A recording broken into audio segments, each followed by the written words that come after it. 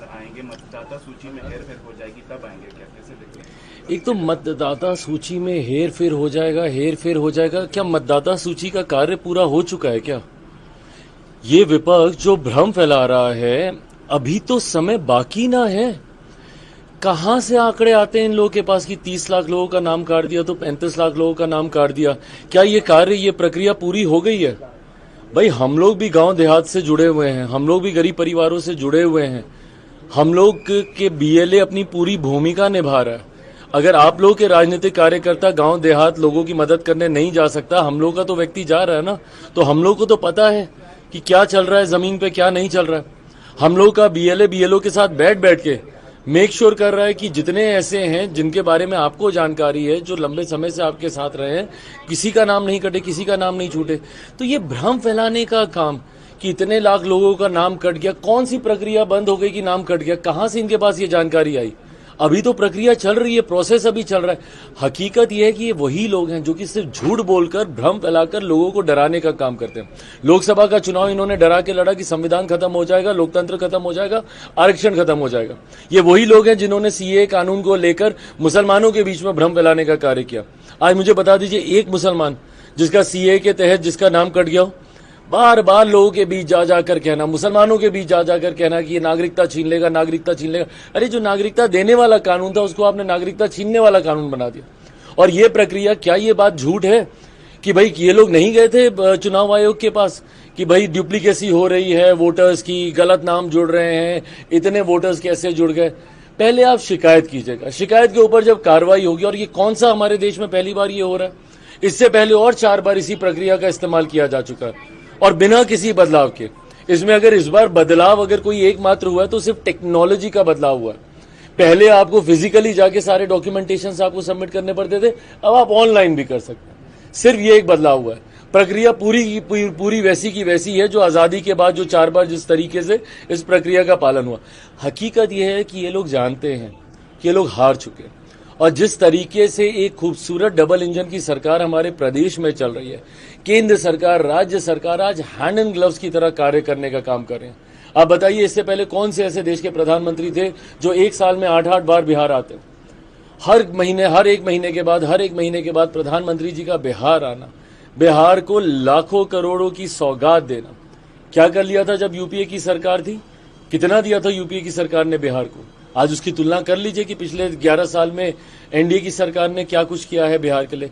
तो इन लोगों को पता है कि आज की तारीख में बिहार और बिहारी एनडीए के साथ जुड़े हुए हैं। इस बात का डर है जो राजद से सारी बातें कहलवाता है। सर, चुनाव आयोग ने करीबन 22 लाख मतदाताओं की सूची राजनीतिक दल को सौंपी है और उनसे किया है कि आप भी अपने तो छानबीन करें। बिल्कुल कीजिए।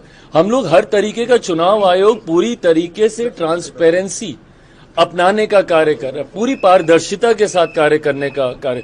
भाई, अगर नहीं होता हम लोग भी सवाल खड़ा करते, और कम से कम मैं और मेरी पार्टी तो करती। इतना तो आप लोग जानते हैं कि भैया मैं और मेरी पार्टी ऐसी पार्टी है जो अगर कहीं पे भी अन्याय हो रहा हो, अगर मेरी अपनी सरकार में भी हो रहा हो, तब भी उसके खिलाफ मैंने मुखरता से मैंने अपनी बातों को रखने का मैंने कार्य किया।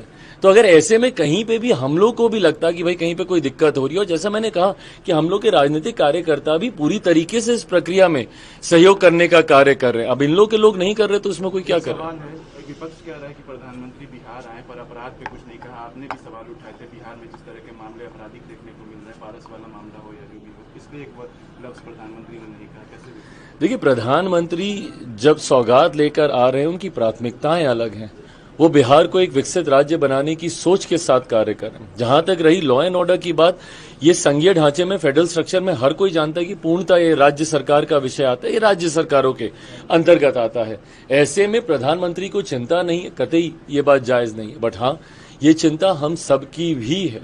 जिस तरीके से हाल फिलहाल के दिनों में आपराधिक घटनाएं बढ़ी हैं, जिस तरीके से एक के बाद एक ऐसी घटनाएं सामने आ रही हैं जिसका बारे में शायद किसी ने कभी सोचा भी नहीं होगा। जिस तरीके से पारस हॉस्पिटल में घुसकर, कमरे में घुसकर दिन दहाड़े 5 शख्स घुसते हैं और दिन दहाड़े गोलियों की बौछार कर देते हैं। ऐसा नहीं है कि बिहार में ये घटनाएं पहले नहीं हुई हैं। जो लोग जंगल राज जिनके नेतृत्व में होता था, आज जब वो हम लोग पे उंगली उठा रहे हैं तो उनसे पूछने की जरूरत है कि 98 में पीएमसीएच में भी इसी तरीके से गोली चली थी और उस वक्त के मंत्री उनकी हत्या कर दी गई थी। उस वक्त वो मंत्री थे, उस वक्त घुस के उनकी हत्या कर दी गई थी। उस वक्त किसकी सरकार थी? इन्हीं की थी ना। पर ना उस वक्त की इस घटना को जायज ठहराया जा सकता है, ना आज की इस घटना को जायज ठहराया जा सकता है। हकीकत यह है कि अगर एक भी आपराधिक घटना होती है तो प्रशासन को जिम्मेदारी लेनी होगी। एडीजी लॉ एंड ऑर्डर इस तरीके की बातें कतई नहीं कह सकते हैं कि भाई बरसात के से पहले इस तरीके की घटनाएं होती है। क्यों? क्योंकि किसान खाली बैठा रहता है। भाई जो अन्नदाता है हमारा, आप उसके ऊपर इस तरीके का आप आरोप लगा रहे हैं। और ये आरोप नहीं लगा रहे हैं, आप लीपापोती कर रहे हैं। आप अपनी जिम्मेदारियों से आप भागने का कार्य कर रहे हैं, जो कि कतई स्वीकार्य नहीं है। आपकी जवाबदेही बनती है, जिम्मेदारी आपको लेनी होगी और राज्य सरकार को भी इसमें और ज्यादा मुस्तैदी से सुनिश्चित करना होगा कि कम से कम और कुछ नहीं तो बिहार में सुरक्षा का भाव, एक सेंस ऑफ सिक्योरिटी हर बिहारियों के भीतर दे। ये जिम्मेदारी प्रशासन सरकार की बनती है। क्योंकि लगातार आप भी आपराधिक घटनाओं पर सवाल जिम्मेदारी जवाबदेही तय होनी चाहिए। मैं पहले ही इस बात को कह चुका हूं। और प्रशासन, कल भी हम लोग गए थे वैशाली में, एक घटना घटी है जिस तरीके से एक छोटी सी बच्ची 1 महीने 13 दिन तक वो बच्ची लापता रहती है।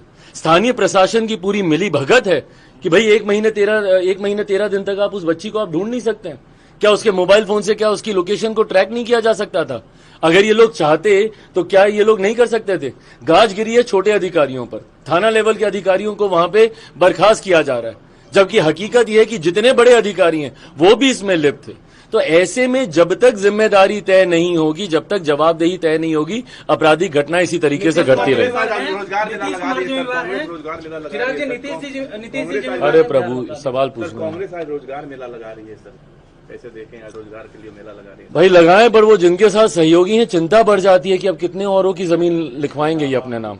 क्योंकि जब जब ये लोग नौकरी देने की बात करते हैं, रोजगार देने की बात करते हैं, लैंड फॉर जॉब हम सब जानते हैं। और अब तो कल भी सुप्रीम कोर्ट की तरफ से भी जो आदेश आया उसमें भी इन लोगों को निराशा ही हासिल हुई है। तो ऐसे में अब जब ये लोग दोबारा नौकरी बांटने की बात कर रहे हैं तो ना जाने कितने और गरीबों की जमीन अपने नाम लिखवाएंगे। बैठक है आज दिल्ली में, खड़गे साहब के घर पे होगी सर, कैसे देखते हैं? नहीं, अच्छी बात है। खड़े बैठक पर जिस तरीके से तथाकथित इंडिया अलायंस छिटकता जा रहा है, एक के बाद एक सहयोगी इनसे दूर हो रहे हैं। बंगाल के इनके सहयोगी हों, महाराष्ट्र के इनके सहयोगी हों, धीरे धीरे वो दूरी दिखाई दे रही है। और ये बार बार हम लोगों ने कहा कि एक ऐसा भानुमति का कुनबा है जो कि बनने से पहले ही बिखरता है। ना जाने कितनी बार इसको संजोया गया है, कितनी बार ये बिखरा है। दिल्ली के चुनाव आते आते तक ध्वस्त हो गया था, अब बिहार चुनाव आते आते तक कितना रहेगा ये समय बताएगा।